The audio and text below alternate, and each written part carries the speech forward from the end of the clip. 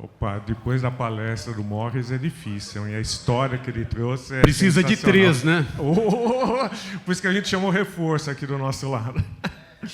Mas é que eu estou super empolgado aqui de participar, principalmente porque eu estou de lado de duas pessoas que foram realmente a cabeça de todo esse projeto do MSX, dentro da Sharp, da Epicon. Então, eu acho que nada mais justo do que eu pedir para o Mauro aqui falar um pouquinho, porque, na realidade, ele vai contar até a razão do nome Hotbit, né, que saiu da Sharp. Então, Mauro, vai lá.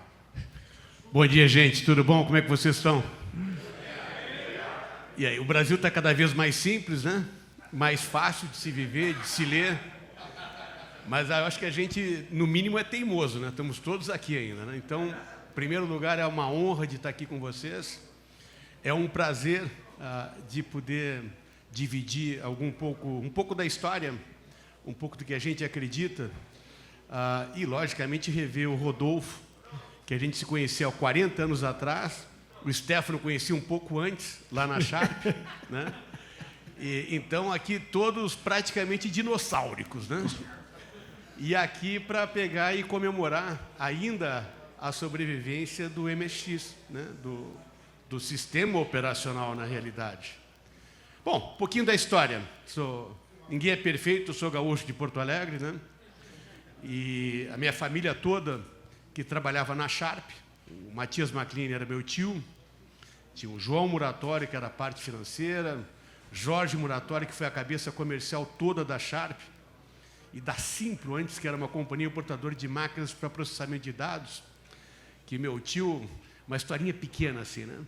Ele muda de Bagé, né, Porto Alegre, de São Paulo, um grande vendedor, e aí ele foi promovido como bom vendedor, e essa história é muito interessante, porque o dono da empresa emprestava a Kombi no final de semana para o meu tio e a tia irem passear. E um fim de semana ele não emprestou. Aí meu tio chegou para minha tia e disse: Carmen, a gente não pode depender de uma Kombi. E tinha uma feira da Alemanha, na Marquise do Ibirapuera, e ele foi lá para ver oportunidades. E, visitando a feira, ele chega no estande da Alemanha comunista, e lá tinham as máquinas Ascota e Zoentrum, de processamento de dados, que eram eletromecânicas e eram programadas por pinos, né? Então, era um byte pino, né? E ele pega a representação. Em 1961, ele fundou a Simpro, né? E ele pega, sem falar, e começa a crescer. Depois, grande venda ele fez, foi para o governo de São Paulo, Caixa Econômica Federal. E o meu tio Jorge, que se juntou a ele já em 62, se não me engano, saía com uma Kombi e uma máquina cabia numa Kombi. Então, o sucesso de venda é chegar com a Kombi vazia, né? Mas olha que interessante, pela falta de uma Kombi, ele depois acabou fundando aí 44 empresas. No ano que eu saí da Sharp e fui para a Microsoft, era 1,4 bilhões de dólares de faturamento, 14 mil funcionários, várias fábricas em Manaus, né? Então, foi muito importante para a minha formação ter visto o exemplo, né, do cara que era um cara quase que teimoso. Hoje se fala que é resiliente, né? Eu prefiro pensar em resistência e prefiro pensar, muito mais do que tudo, quase que em teimosia de se perseguir aquilo que a gente acredita. Eu comecei na Sharp, eu comecei trabalhando com 12 anos de idade, perdi meu pai muito cedo, né? Viemos para São Paulo em 71, e em 75 eu estava na Sharp trabalhando, e amava aquilo lá tudo. Programei COBOL em mainframe IBM durante 2 anos, e quando a Sharp comprou o seu CPD, eu fui trabalhar no CPD, mas eu queria estar em negócio, né? E depois acabei passando como gerente de produto de videocassete. Eu lancei o primeiro videocassete no Brasil, o VC8500, que virou o VC8510, gerente de vídeo, que pegava TVs também, calculadoras, e passei por planejamento estratégico, que deu uma abertura de cabeça muito grande na época, porque misturava marca, ou seja, toda a parte de planejamento do grupo inteiro passava pela área que eu trabalhava. O Stefano era da elite, né? O Stefano era praticamente o chefe de planejamento estratégico lá na Sharp. Tinha uma região que ninguém chegava, né? E o que acontece é que daí a última posição que eu tive foi justamente o gerente do home computer. Se vocês lembrarem bem, o Brasil teve uma reserva de mercado, que assim, a reserva de mercado branca que teve sempre na indústria brasileira, ou seja, o Brasil sempre foi um país muito importante em criar uma reserva de mercado para proteger o mercado interno, sempre em detrimento do país do futuro, né? E a gente continua sendo o país do futuro, né? Eu vi outro dia um cara falando o seguinte: o Brasil é um país que nunca dá certo, mas nunca quebra. Então ele vive nesse vácuo aí de quase que numa alucinação coletiva de que a gente terá um grande futuro, mas a gente nunca consegue pegar e fazer isso acontecer. Mas, de qualquer maneira, grande parte disso é justamente pelo fato de sempre haver uma certa pseudoproteção. Mercado de eletroeletrônica, né, que foi até a década de 70, e começa uma abertura, daí no caso de importações, mas o Brasil entra numa reserva de mercado aí por lei, que durou 8 anos, de 86 a 94. Né? Incrivelmente, o meu tio aprovou num debate no Congresso Nacional com Roberto Campos, aí o avô do Roberto Campos Neto, né? E aprovou, pensando que ia ser um grande benefício. E a reserva de mercado é uma coisa muito engraçada, que não está escrito em nenhum jornal e nada, mas ela foi a aliança da extrema esquerda com a extrema direita.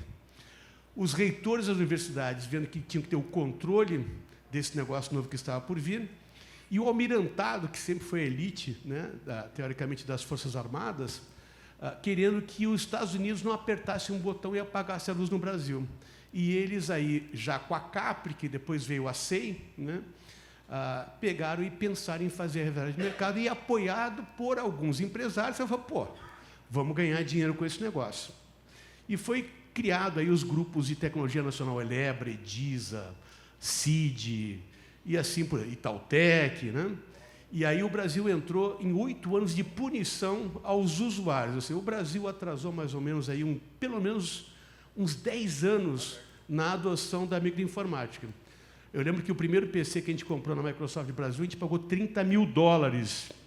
E era um negócio com 250 mega de memória, 250 mega de memória, né? Então, para vocês imaginarem o que a gente vem batendo, de certa maneira, de reservas em reservas, e isso não faz com que o Brasil dê certo, mas nunca quebra, porque a gente tem uma pátria muito generosa, tá certo? Mas o Hotbit. O Hotbit foi uma história muito interessante, porque a gente já tinha pirateado tudo, e o termo era realmente, entre aspas, piratear. Então, o MSX já estava em EPROM, que era o sistema operacional, mas eu sempre perguntava, bom, e a gente lança o hardware e o software, né? Interessantemente, uma revolução invisível começou no final da década de 70, começo da década de 80, que foi a economia do intangível. A gente vive cada vez mais uma economia do intangível hoje. O que vale mais hoje, as Big Seven, né? O que mais vale no mundo hoje, que vale, sei lá, 10 vezes a economia do Brasil? As 7 maiores companhias do mundo, que são empresas da economia do intangível, né? Então, a gente começa lá atrás, e a minha preocupação era justamente a continuidade do hardware através da evolução do intangível, ou seja, o software que faria a perpetuidade, a perpetuação do hardware. E aí tinha essa empresinha pequena, lá em Seattle, chamada Microsoft, que era a desenvolvedora do MSX, que nada mais era que um subset do MS-DOS, tá? E que foi desenvolvido na Microsoft, justamente que a Microsoft estava vendo o avanço no Japão, lá onde estava o senhor Kenichi, né? E a Matsushita e outras empresas fazendo aí um ambiente de sistema operacional que o Bill Gates viu como um potencial aí ameaça à Microsoft, que já estava estabelecida desde 81 com o MS-DOS, que foi licenciado primeiro para a IBM e depois para vários outros fabricantes de PC no mundo, e virou um padrão de compatibilidade binária. Você tirava o disquete daqui, colocava ali e ele funcionava, tá certo? E aí surgiu o MSX, né? E aí nós fomos visitar a Microsoft em 1984 para licenciar o MSX. E, na época, ainda não estava delegado ao Japão, né? E aí eu conheço uma pessoa lá que tinha uma semana, que era o Gregório Dias, que depois me abriu a porta para ir para a Microsoft, e eu fiquei fascinado com esse mundo novo de software e fui estudar. E consegui perceber, ainda com um conhecimento muito limitado, que o futuro estava no software. Bill Gates falava uma coisa que software, quando a gente lança um software no mercado, ele não morre. Que sempre vai ter alguém usando, ou 2, ou 10, ou 1000 pessoas, e esse negócio perpetua, mesmo que ele não seja atualizado. Isso é uma prova cabal, né, de que o software está aqui hoje presente, através de vocês e o hardware, né, numa comunidade que ainda, ou seja, se reúne para ver o MSX. E a gente aqui com cabelinho branco, né, vem aqui bater um papo com vocês, tá certo? Então, quer dizer, eu pego e saio da Sharp antes de lançar o meu filho, por assim dizer, que era o Hotbit, e quem assume é o Rodolfo depois, o Hotbit, tá certo? Sempre tinha aí uma corrida cabeça a cabeça com a Gradiente, né? Que pegou o Atari, por exemplo, antes da Sharp, né? Aí eu fui atrás e peguei o Intellivision da Mattel e fui gerente de videogame também, antes de ser o gerente do Hotbit. Foi uma evolução quase que natural, tá certo? A história de Microsoft é um mundo totalmente diferente.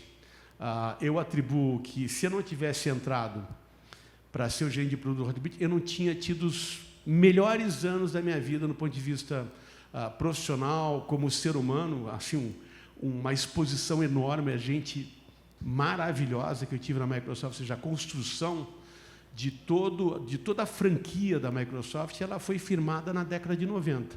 Eu entrei em 85 na Microsoft, que é até 2003. Né?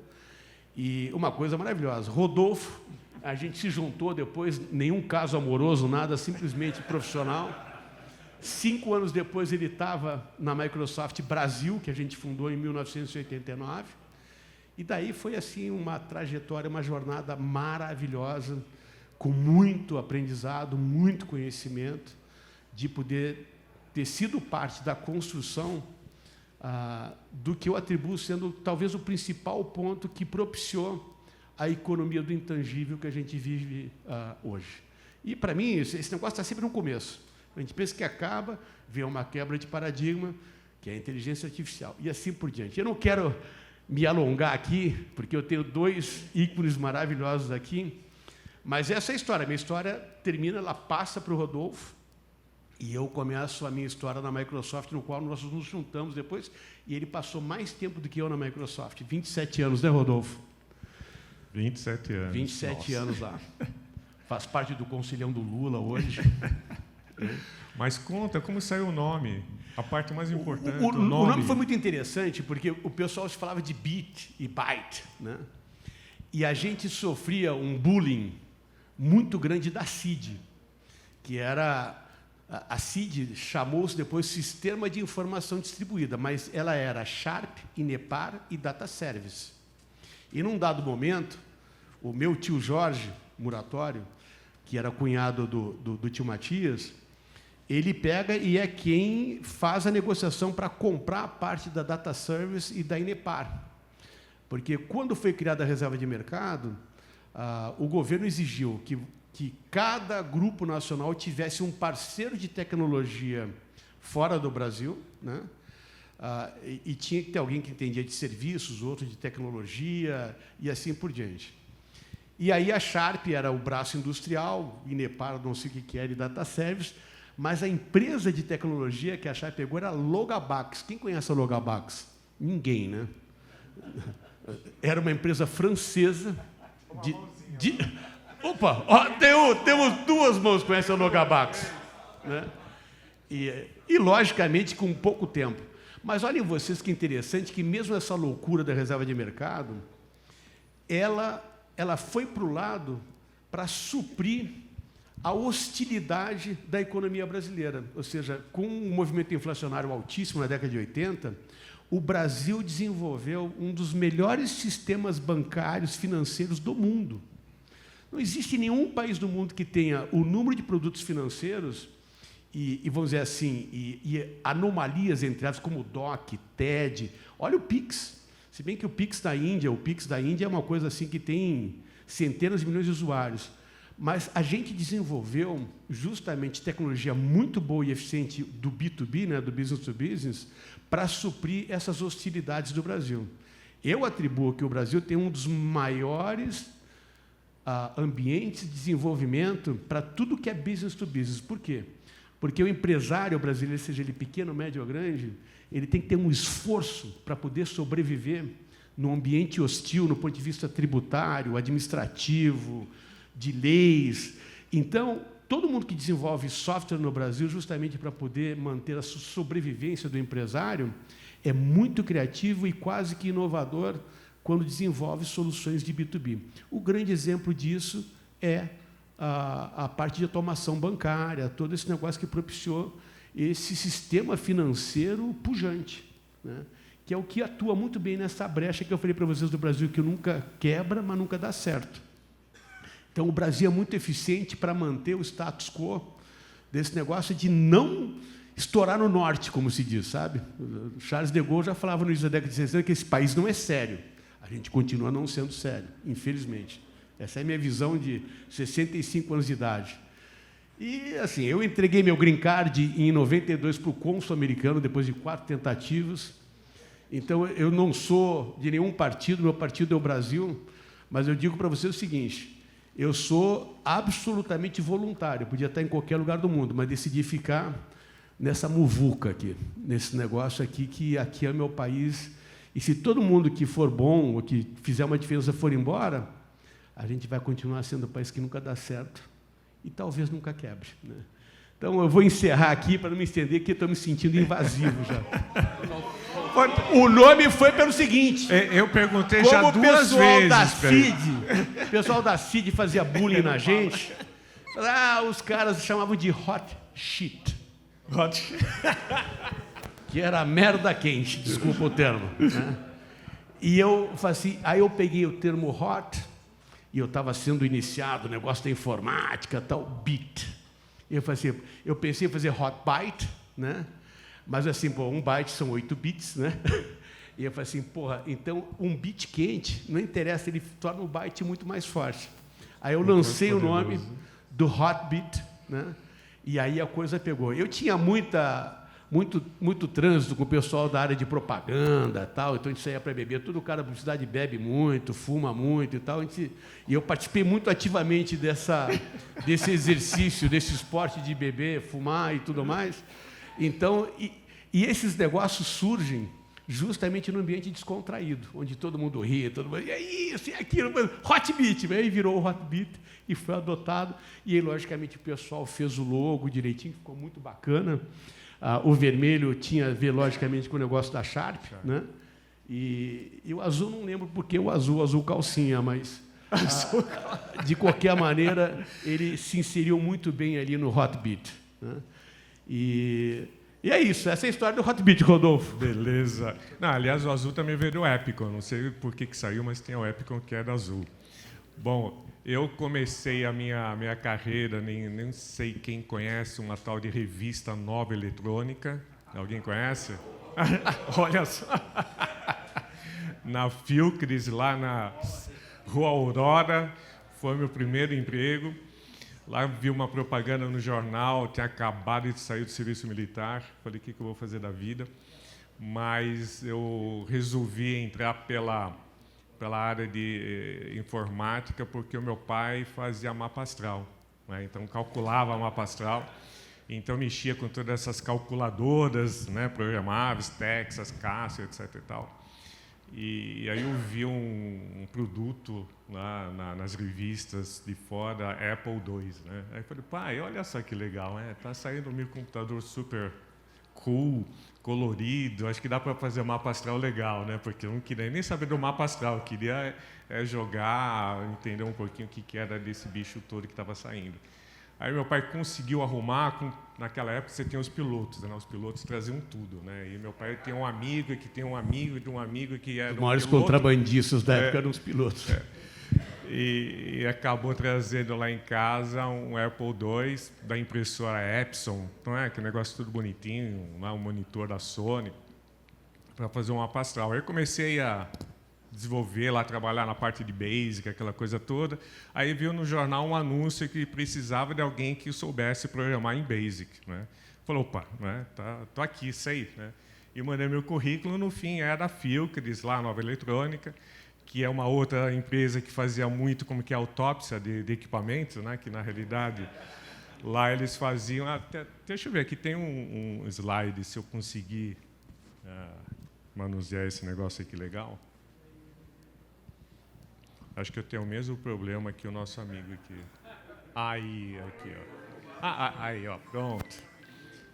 E aqui era justamente as cópias que existiam naquela época, né? Você tinha do Sinclair, que no fim tinha o TK e o NZ8000, você tinha o CP500, que era o TRS-80, né? Você tinha o Sistema 700, que é o Superbrain, que é a Prológica, porque, para quem lembra também, naquela época, a Prológica nasceu dentro da Filcris, né, que é a revista Nova Eletrônica. Então veio todo esse... Então foi o meu primeiro emprego. Lógico, né, Leonardo Belloso. Eu conheci ele naquela época, depois eu conheci ele num conflito que a Microsoft teve com ele, né? Mas tudo bem. Rendeu até um almoço no Jockey para tentar ver se dá para fazer um acordo. A gente gastava mais dinheiro, isso na Microsoft, a gente gastava mais dinheiro com os advogados, combatendo lá o Leonardo por ter usado o sistema operacional clonado, vamos dizer assim. Sem conhecer ninguém no STF, né? Mas tudo bem, histórias. E aí que surgiu todo meu fascínio pela tecnologia, e eu vi, não sei de onde que aconteceu, vi também um anúncio procurando alguém que conhecesse microcomputador, Basic, etc. e tal, e era a Sharp, né? Aí acabei parando lá na Sharp, isso foi em 1985, 84, 85, né? E aí foi aí que eu conheci o Maurão aqui, né? E o mais divertido é que eu conheci, ele me apresentou o produto, não sei o que lá, e depois acho que foi o que, um mês e pouco, eu falei, estou indo embora, né? Eu tinha 20 anos de idade, falei, nem sabia o que era, vi a Sharp, um monstro de empresa, eu tinha trabalhado numa lojinha lá na Santa Efigênia, falei, o que é isso, o que eu vou fazer da minha vida aqui com esse produto, né? Mas o lado bom da coisa, não é nem o lado B, pode ser até o lado B que ele nem sabe, né?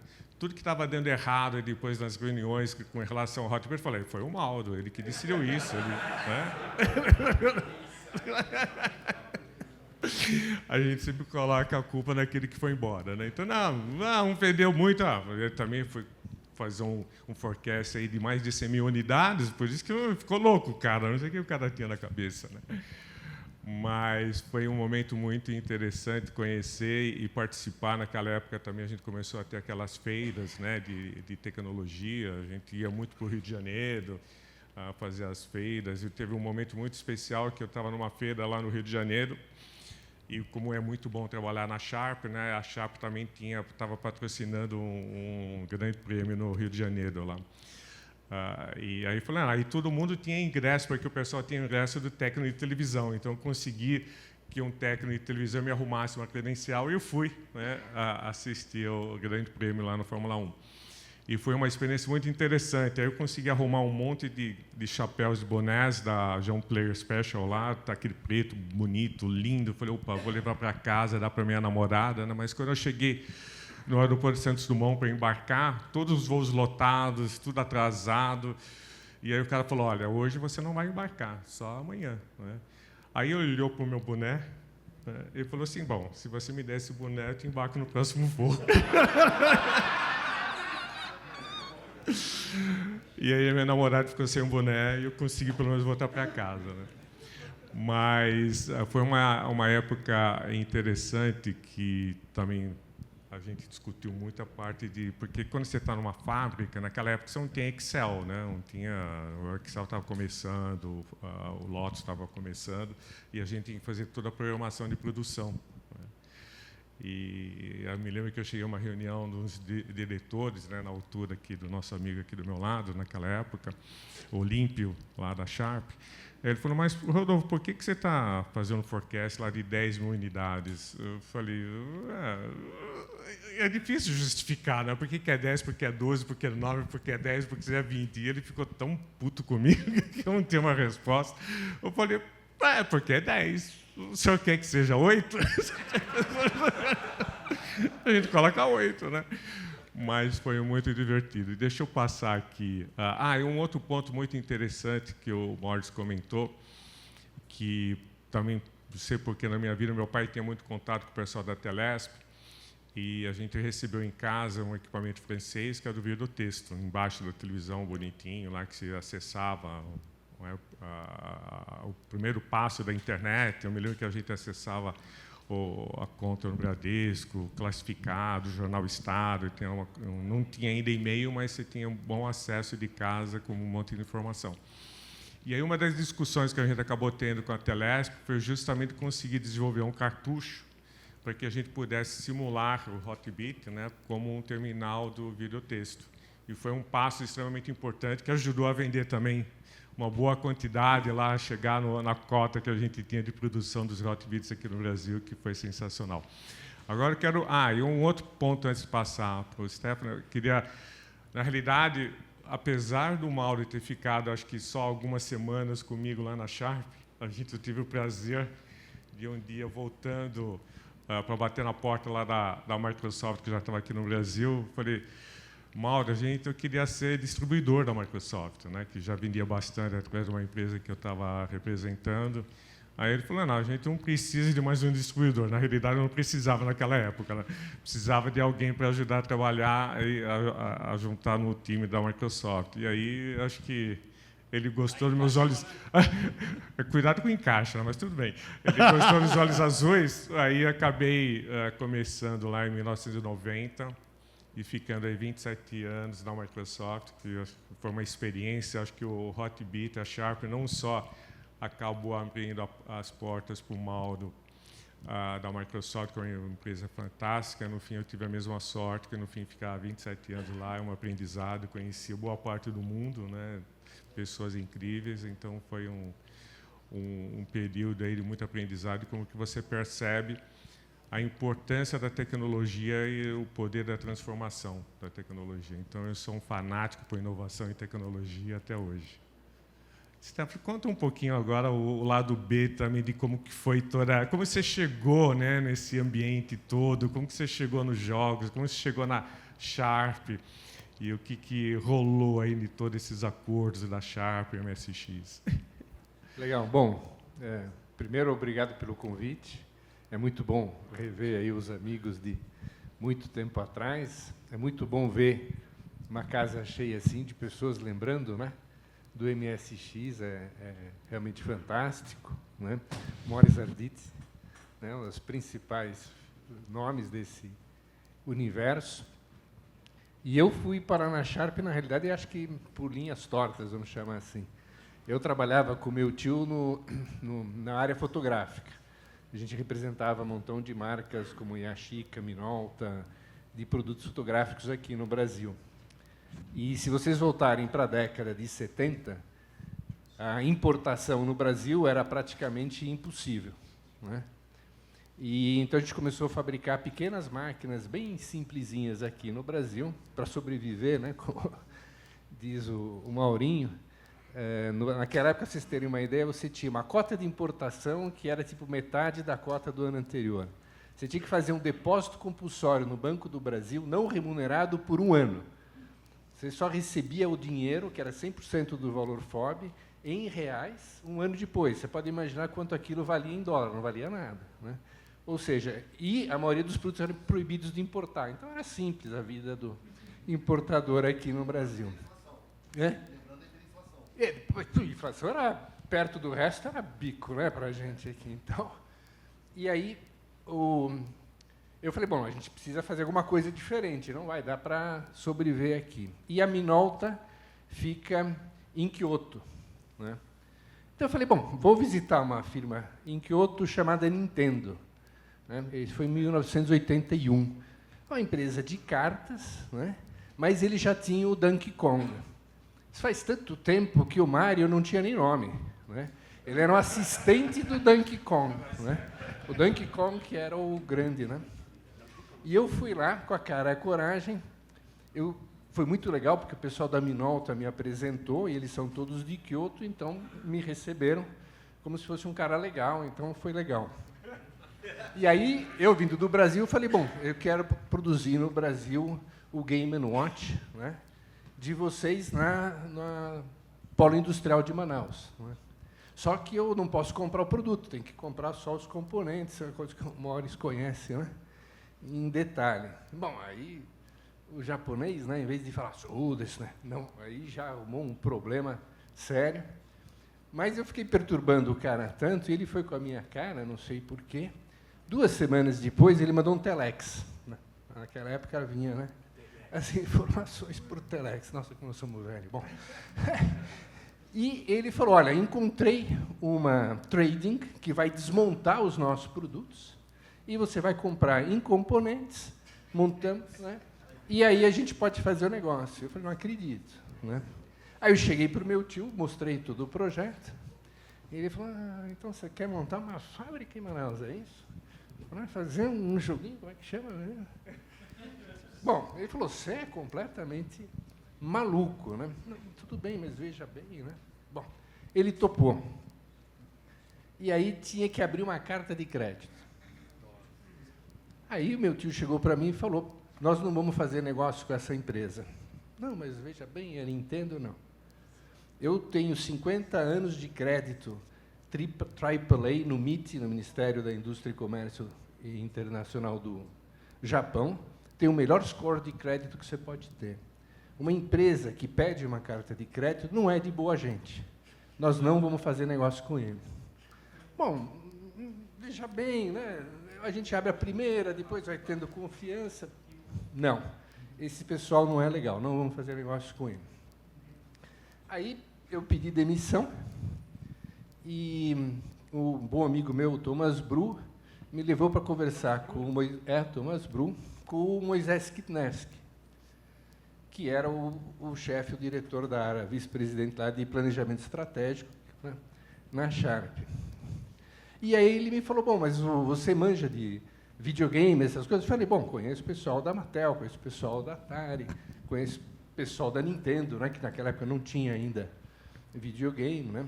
Ele falou, então vem trabalhar com a gente aqui no planejamento estratégico. Só que eu fui trabalhar em planejamento estratégico e não nesses produtos. Aí eu fiz uma apresentação para o Paulo, que era o vice-presidente, Aratangi, que era o vice-presidente responsável por toda a divisão Sharp. Eu fiz uma apresentação assim de 5 picadeiros simultâneos, uma coisa de impressão e tal, para justamente mostrar o futuro dos videogames, dos minigames e tal. E ele falou, olha, muito bacana essa sua apresentação, mas esse seu negócio de minigames gera, vou chutar, R$1 milhão por ano. Nós aqui na Sharp não fazemos nada abaixo de R$10 milhões.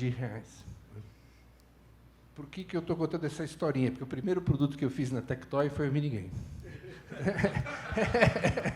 E vendeu quaquilhões. Então, desse jeito, eu acabei parando na Sharp. Quer que eu conte uma historinha da assinatura do contrato? Conta o lado B também, você tem que contar tudo. Bom, a Gradiente, né, estava... Só que lembra que o pessoal está filmando, hein? É? O pessoal está filmando. Não vou contar nomes nenhum. Nós estávamos assinando o contrato com a Microsoft de licenciamento e a gente tinha um escritório em Nova York que fazia toda a parte internacional para a gente. Então, o chefe do escritório em Nova York ficou responsável por pegar a assinatura do contrato. Então, e a Gradiente estava também competindo com a gente, e alguém falou, bom, mas se eles só assinarem antes do que a gente, depois não consegue assinar o contrato. E aí deu um frenesi ali num determinado momento. Aí ligamos correndo para o Charles. Charles, assinou o contrato está assinado. Então, fomos falar com o seu Matias, né? Tinha que chamar de seu Matias. O Luiz Paulo É o Rosenberg, hábito, né? Luiz Paulo Rosenberg foi a única pessoa que eu conheci que chamava ele de Matias. O único. Todo o resto, seu Matias. Não, o contrato está assinado. Ah, tranquilo. O Charles tinha assinado o contrato e não tinha mandado ainda para a Microsoft. Então, ele falou que estava assinado por ele, mas não pela... Certamente ele é descendente de português, né? Porque está assinado, tá, eu assinei. Aí tinha duas coisas a fazer. Uma era matar ele, a outra era contar para o seu Matias. Então, Sentença de morte, né? Quem faz o quê, né? Pô, podia ter ligado para mim e resolvi o problema, já estava lá, pô. Bom, aí depois saiu, como é que se chama? O contrato, né? Mas teve esse episódio no meio. Alguém teve que pegar o avião correndo até lá, né? Até Seattle. O Charles, né? Pessoal, acho que é isso. De repente a gente pode abrir aí para perguntas, respostas, comentários.